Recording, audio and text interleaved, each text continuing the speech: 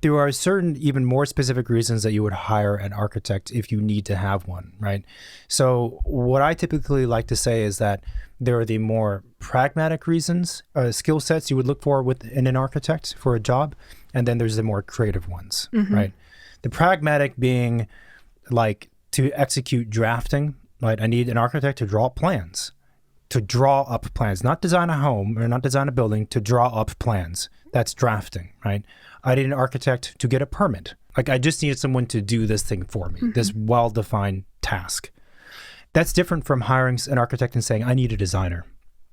I need someone who's creative, who is artistic, and they're going to create this beautiful building for me that does X, Y, and Z, that looks beautiful, that looks amazing, and feels a certain way, and yada, yada, yada, yada, right?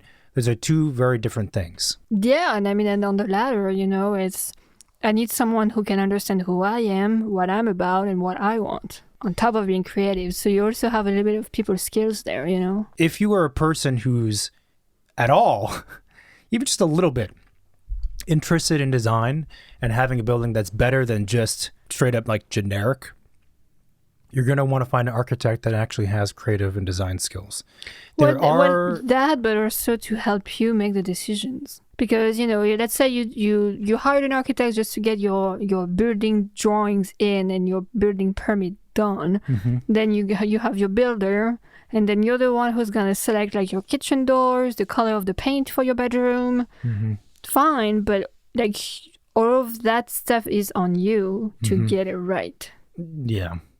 It doesn't sound like a good idea. But my point is that to be an architect just means that you have the license, right? And it takes a lot of work to get an architect's license, but if you have a license, an architect's license, then you are an architect.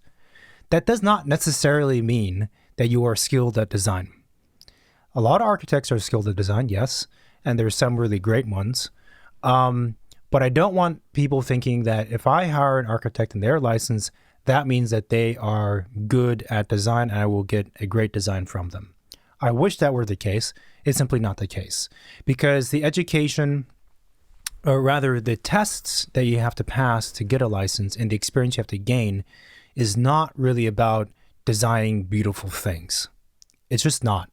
It's more about the, as I was calling it, pragmatic building stuff.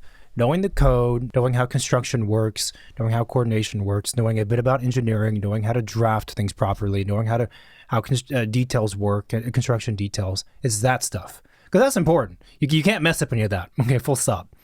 But the other side, which is equally important, there's no test to judge whether or not someone's good at design.